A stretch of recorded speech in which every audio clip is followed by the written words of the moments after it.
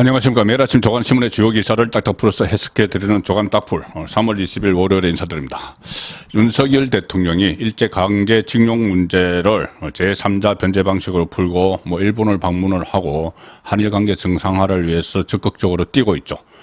물론 이 어떤 반대 여론, 비판 여론도 의식을 했을 겁니다. 그래서 주변에 지지율이 1%가 되더라도 할 일은 해야 된다, 이런 식의 이야기를 했다고 전해주고 있습니다. 실제로 지지율은 어떨까요? 지금 지지율이 대폭 하락하지는 않고 약간 떨어지는 그 상황입니다. 그런데 이런 상황은 지금 민주당 그리고 진보 좌파 언론이 이것을 가지고 친일 논란, 반일, 친일, 반일, 마치 죽창가를 다시 부르듯이 하는 이런 선동에 비하면은 지지율 하락폭이 크지 않다, 그렇게 볼 수가 있습니다. 오늘 아침에 리얼미터가 지지율 결과를 발표를 했는데 윤석열 대통령 국정운영 긍정평가 36.8% 나왔습니다. 지난주보다 2.1%포인트 떨어졌지만 말씀드린 대로 민주당 그리고 일부 진보 좌파 언론의 이 선동 효과가 그다지 크지는 않았다, 이렇게 보는 것이 맞겠죠. 이보다 문제는 지금 국민의힘 지지율입니다. 지지율이 계속 떨어지는 추세인데 최근에 전당대회를 하고 새로운 지도부가 탄생을 하고 또 당직 개편 이런 일련의 조치들도 있었기 때문에 컨벤션 효과가 있어야 되는데 오히려 그렇지 않습니다. 조금 전에 말씀드린 리얼미터 조사에 따르면은 국민의힘 지지율이 37%로 일주 사이에 4.5%포인트나 떨어졌습니다. 민주당은 46.4에서 일주 사이에 3.8%포인트가 오히려 올라갔습니다. 자, 다른 조사도 마찬가지인데 국민일보 정치면 기사입니다. 국민일보 정치면 기사 보시면 전대후 지지율 하락, 역컨벤션 효과, 난감한 김기현호. 자, 역컨벤션 효과, 이렇게 했습니다. 갤럽이 금요일에 발표를 했죠. 금요일 발표한 갤럽 조사에서도 국민의힘 지지율 34%를 기록을 했는데 지난주보다 4%포인트 떨어졌습니다. 통상적으로 전당대회 직후 지지율이 오르는 컨벤션 효과를 누리지 못하고 오히려 지지율이 하락하는 역컨벤션 상황에 직면을 했다. 자, 여기에 대해서 국민일보는 김기현 대표가 징용 해법 과정에서 예스맨 이미지가 심어졌다. 특히 일본에 출국을 할 때 아주 45도 각도로 보면 인사를 했다, 그런 이야기까지 또 언론에서 나왔죠. 당내 인선 연포탕 실패론도 발목을 잡았다, 이런 이야기 여러 가지 분석을 할 수 있지만은 어쨌든 존재감이 없는 김기현 대표 체제가 존재감이 너무 미약하다, 그런 평가는 여의도 정가에 놔두고 있습니다. 다만 지금 이 윤석열 대통령과 함께 지지율이 약간 떨어지는 이 상황이기 때문에 얼마 전에 반전을 할 수 있는 계기는 앞으로 마련되겠죠. 특히 이 이재명 리스크가 끝나지 않고 있는 상황에서는 이 민주당이 오히려 앞으로 더 떨어질 가능성이 상당히 큰데, 그런데 이 민주당도 지금 보면은 좀 콩가루 집안 비슷한 상황이 되고 있습니다. 그래서 민주당의 앞날은 어떻게 될지 예측할 수 없습니다. 자, 일단 민주당 이야기인데 조선일보가 오늘 단독으로 사회면에 보도한 기사를 소개를 드리겠습니다. 조선일보 단독 기사입니다. 민주당 김문기에도 감시용 변호사 붙인 의혹. 감시용 변호사 붙인 의혹. 이 김문기 씨 아들이 작년에 이재명 측에 부친 이용하려 변호사 꽂았나, 이렇게 항의를 했다는 겁니다. 이게 무슨 이야기냐면은 감시용 변호사 의혹은 유동규 씨가 제기를 했었죠. 재판에서 민주당에서 보내준 변호사들이 저를 위하지 않고 다른 행동들을 했다. 그리고 그 변호사들이 국정감사 당일 김의겸 민주당 의원과 통화도 하고 해서 유동규 씨는 가짜 변호사들이 내 의사도 묻지 않은 채 나를 정치에 이용했다, 이렇게 주장을 하기도 했었죠. 그리고 이 일종의 염탐을 하기 위해서 이재명 쪽에서 유동규에게 염탐을 하기 위해서 변호사를 붙여줬다. 가짜 변호사, 변호사 자격증 없는 변호사라는 것이 아니고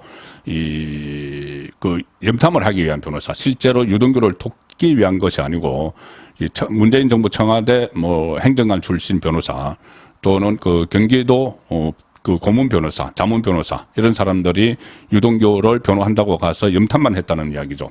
자, 그런데 그 일이 고 김문기 씨에게도 있었다는 이야기입니다.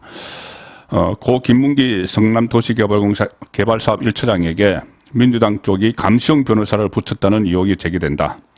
이 감시용 변호사 의혹은 이재명 민주당 대표 측이 검찰 수사 상황을 파악할 목적으로 당사자 의사와 무관하게 변호인을 연결해줬다. 김문기 씨와 무관하게 변호인을 연결해줬다는 건데 이렇게 됩니다. 김문기 씨가 사망하고 2달이 지난 뒤에 작년 2월이죠. 이재명 대표 쪽의 이모라는 사람이 김문기 씨 유족을 찾아갔다고 합니다. 이 이모 씨는 경기도 산하단체 사장을 지낸 그 이재명의 측근인데, 그 대선 캠프에서도 활동을 했던 사람입니다. 그때, 당시 김문기 씨 아들은 이 이모 씨에게 이재명이 아마 심부름을 보내서 왔던지 뭐 그렇게 했겠죠. 아들이 왜 아버지를 적극적으로 도와주지 않았는가? 당연히 아버지는 버림받았다고 생각을 하셨고, A 변호사를 꽂아 넣은 것 자체가 아버지가 아닌 유동규를 도와주기 위해서 아버지를 이용한다고 보였으니 이렇게 항의를 했다고 합니다. 이 김문기 씨 유족이 지목한 A 변호사는 검찰 출신인데 수사 초기에 김문기 씨가 접촉했던 변호사다. 그리고 김 씨 유족들은 이재명 쪽이 사건 무마를 위해서 의도적으로 A 변호사를 연결해 줬다. 이렇게 의심을 한다는 겁니다. 그래서 김 씨 유족들은 당시 이재명 대표 측 이모 씨와 한 대화 녹음을 검찰에 다 제출을 했다. 왜 우리 아버지에게 일종의 그 적극적으로 도와주지 않고 이 변호사를 꽂아 넣어서 아버지가 아닌 유동규를 도와주기 위해서 아버지를 이용을 했느냐 이렇게 항의를 하는 내용이 검찰의 녹음 파일로 제출이 됐다는 겁니다. 그때는 유동규 씨가 계속 이재명 그 대표를 옹호하는 그런 발언을 하고 검찰에서 조사받을 때도 그런 또 재판도 그렇게 할 때죠. 왜 그러냐면 유동규 씨는 그 이후에 변심을 했습니다. 그러니까 마음을 돌려서 변심이라기보다 마음을 돌려서 지금 이재명의 이 잘못된 것을 폭로를 하고 있는 상황이죠. 자, 그래서 검찰은 김용 씨에게 김용 씨에게 당신이 A 변호사를 소개해 준 것 아니냐 이렇게 물었다고 합니다. 이재명의 핵심 측근 김용에게. 그러니까 김용 씨는 검사의 시선을 피하면서 다른 질문처럼 진술 거부권을 행사했다. 자, 이렇게 됩니다. 그러니까 김용이 이재명의 핵심 측근은 김용이 변호사 한 사람을 김문기 씨에게 접촉을 하도록 했고 그 변호사가 그때만 해도 오히려 유동규가 그 김문기 씨의 직속 상관이었죠. 유동규에게 유리한 쪽으로 이야기를 하도록 유도를 하기 위해서 보낸 변호사다. 이것이 유족의 주장이죠. 그런데 제가 일전에 김문기 씨의 사실상 유서가 된 이 사장님께 드리는 호소문 이 내용을 한번 소개해 드린 적이 있죠. 사장님은 성남도시개발공사 사장입니다. 거기 보면은 성남도시개발공사가 변호사 지원을 외면을 했다. 이런 말씀을 제가 드린 적이 있습니다. 뭐냐면은 그 사장님께 드리는 호소문, 김문기 씨가 쓰는데 보면 이런 이야기가 나옵니다.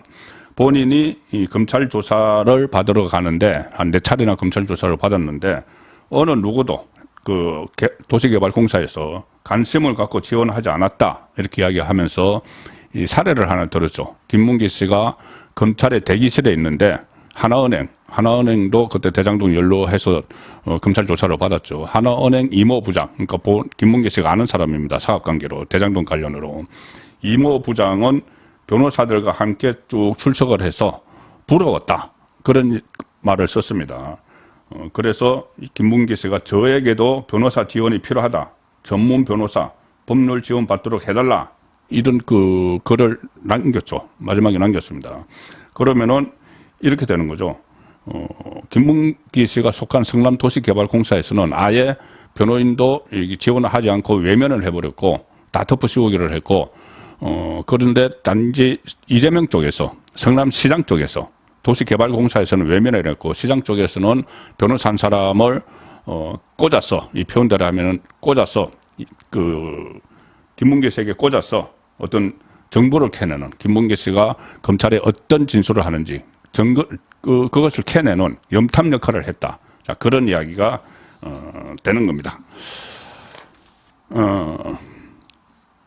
이번 주가 또다시 이재명 관련 기사를 보면은 거의 매주 이번 주 이재명의 위기의 한 주 뭐 이런 이야기가 나오는데, 자, 동아일보 사이면 보시면은 검찰 대장동 성남 FC 의혹 이재명 이번 주 불구속 기소.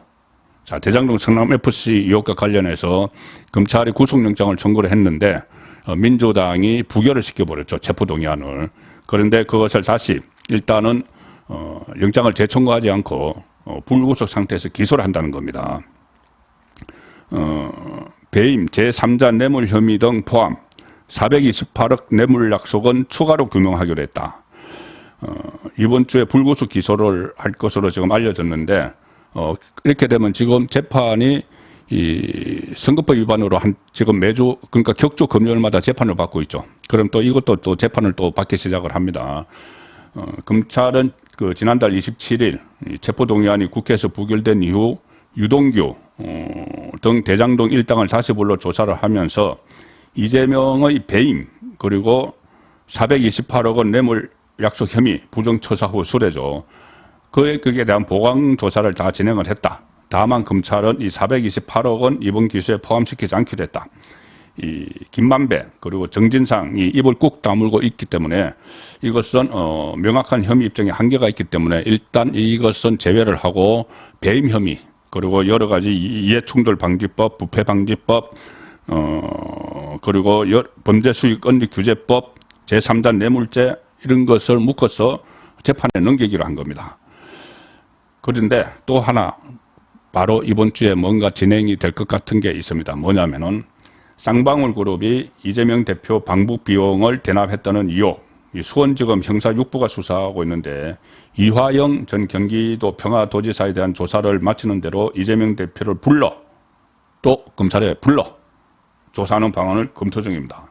이재명 또 검찰 소환, 저번에는 대장동 성남 FC 관련해서 검찰에 소환이 됐고 결국은 구속영장까지 청구가 됐는데, 자, 소환 2호, 그리고 아마 체포동의안 상정 2호가 될 것 같습니다. 이투데이, 경제신문이죠. 이투데이 정치 사회면 기사입니다. 자, 이런 기사가 나옵니다. 이번엔 쌍방울표 체포동의안. 이재명은 당직 개편 승부수 던질까?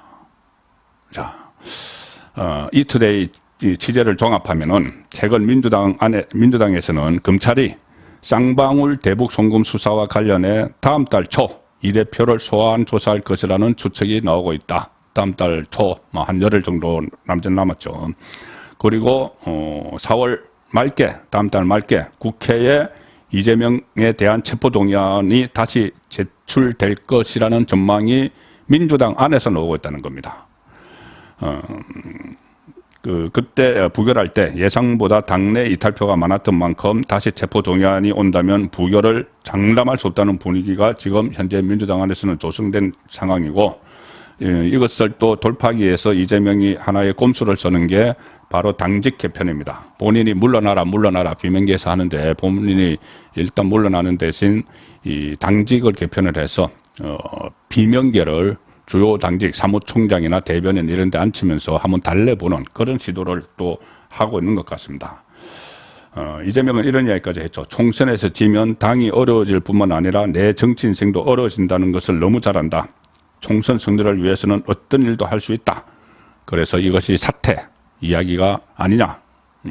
질세는 퇴진 이런 이야기까지 나오지만 일단은 어떤 일이라는 것이 당직 개편 정도, 당직을 좀 바꿔서 한번 달래보자. 비명계. 그 정도 또 꼼수를 쓰고 있는 것 같습니다. 자, 문재인 친문 이재명을 손절하고 축출하는 데는 친문 진영의 이 행동 통일이 하나의 변수가 되죠. 그런데 어제 제가 말씀을 드렸다시피 문재인이 이재명을 손절하라는 그런 메시지로 읽힐 수 있는 전언이 있었죠. 박용진 의원이 다녀와서 이야기했던 건데, 그런데 거기에 대해서 또 문재인 쪽에서는 그런 말 한 적 없다. 이렇게 나옵니다. 그래서 한마디로 정리하면 거의 콩가루 집안 같은데 이재명 거취를 놓고 친명, 비명, 문재인 진영 뭐 또 친명과 친문도 아닌 쪽의 이야기 다 다룹니다. 그래서 마치 콩가루 집안이 돼가는 자 그런 상황인데 조선일보 6면 기사입니다. 조선일보 6면 기사. 이재명 대안은 없어. 이재명을 대체할 사람은 없다 이거죠. 당이 결단해야.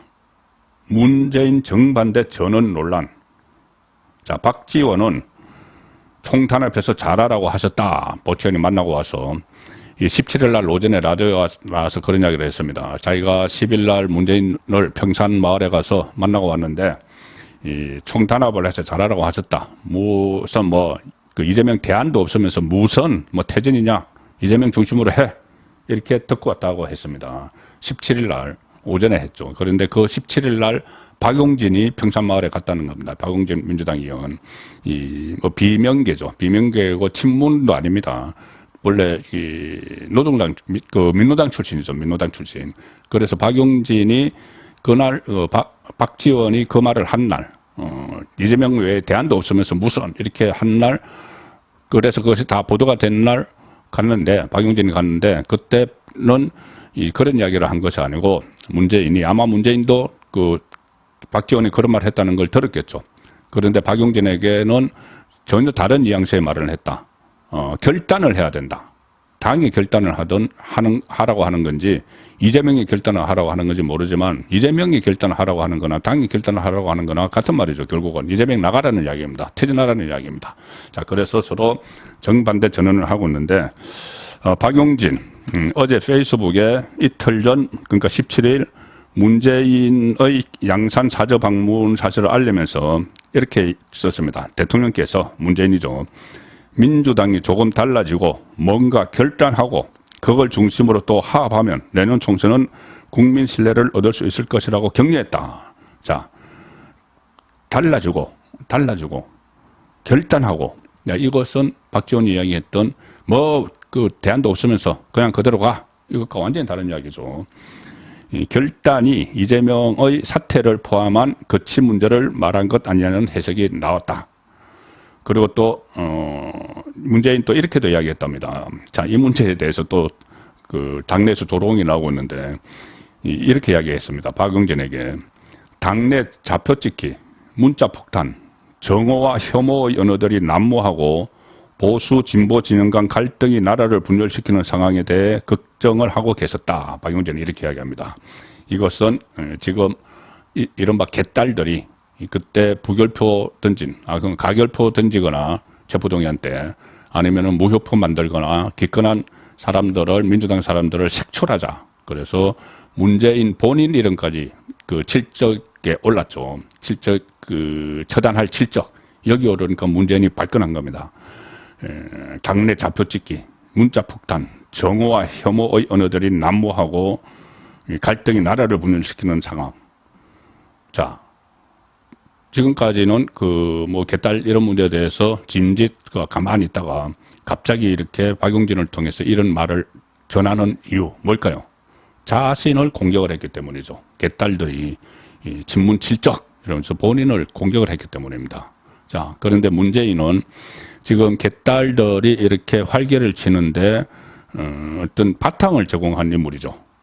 이른바 문파들, 극성 지지층, 문재인의 극성 지지층들이 SNS를 통해서 막 당내든 당외든 문재인을 비판하는 세력은 무조건 공격을 하고 했을 때 그 SNS 문자질, 그것을 문재인은 양념이라고 표현을 했습니다. 양념. 자, 그래서 그 양념이 너무 과하게 쳐지는 바람에 지금 개딸들이 이런 사태가 일어나고 본인을 처단할 칠적에 집어넣는 이 상황이 된 거죠. 오늘 아침에 제가 주간조선 인터넷 기사를 보니까는 제목을 이 이야기를 전하면서 양념의 역섭 이렇게 뽑았습니다. 양념의 역섭.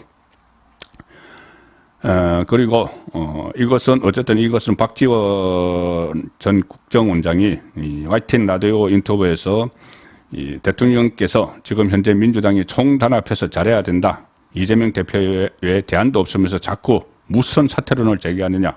자, 그런 이야기를 했던 것과 정반대죠. 또 콩가루 집안 또 하나 나옵니다. 이 문재인이 이렇게 이야기를 하니까 그날 오후에 이상민 의원은 비명이죠. 이상민 의원은 이렇게 이야기합니다. 아니 문재인 전 대통령이 과도하게 말한 거고 전달한 분도 잘못 전달한 것 같아. 진짜 그렇게 말했느냐? 그러면서 이렇게 이야기합니다. 우리가 뭐 문 전 대통령 꼬붕이냐? 지시하면 그대로 일사불란하게 움직이게 우리가 꼬붕이냐? 전직 대통령으로서 해야 될 말이 있고 안 해야 될 말이 있다.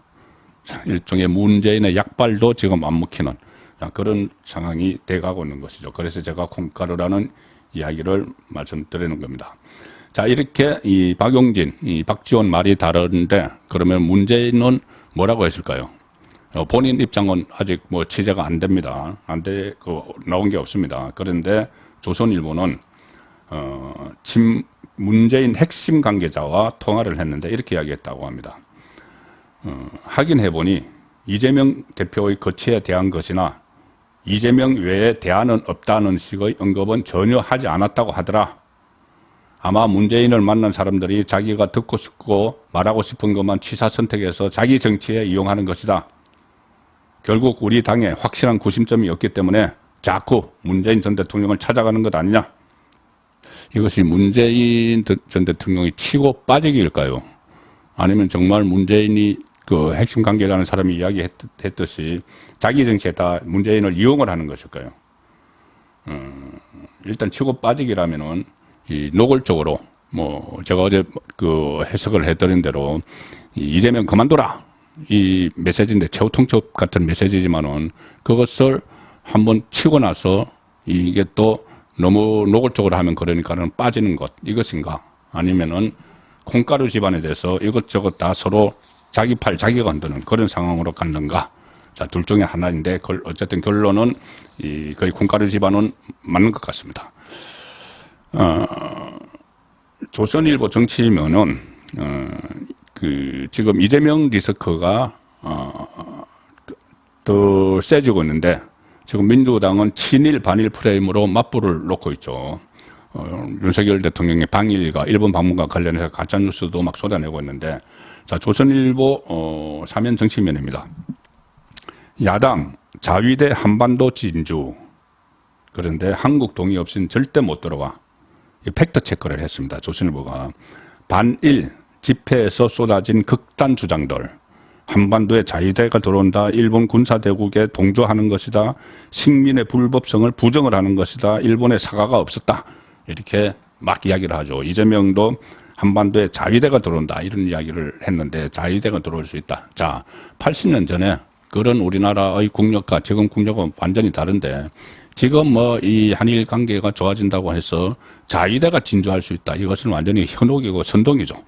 그리고 이것은 8년 전에 한국 동의 없이는 그 자위대가 한국에 못 들어오도록 정리가 된 문제고 또 일본 군사대국에 동조한다. 이것은 지소미아 복원을 가지고 이야기하는 것 같은데 지소미아 복원은 북한 핵 정보만 공유한다. 그 식민 불법성 보정한 적 없고 일본에서 무라야마 전 총리, 간 전 총리도 통들한 방송 계속 그 사과를 했다. 자, 이런 팩트 체크 기사입니다.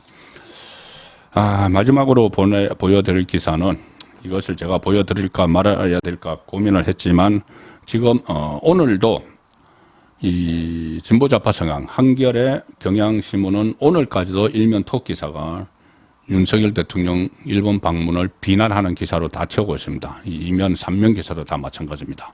뭐 그것을 보여드릴 필요는 없고 한겨레 신문 만평을 보여드리겠습니다. 만평. 자, 한겨레 그림판에서 금범철 뭐 이렇게 돼 있는데 자 보시면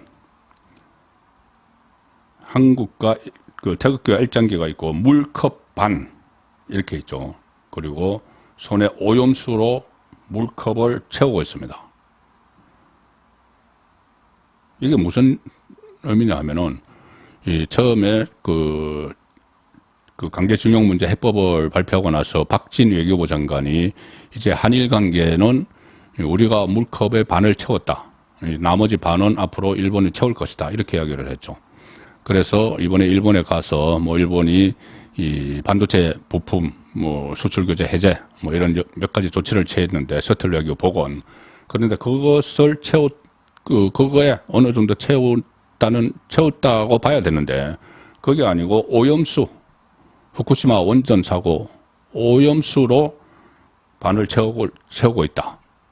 자, 이게 과연 일종의 한일 관계의 저주를 퍼붓는 그런 만평이 아닌가 싶어서 너무 극단적으로 한겨레 경향신문이 이것을 친일 반일 프레임으로 이끌어가는 그 상징적인 만평이어서 보여드렸습니다. 3월 20일 보내드린 조간 딱풀이었습니다.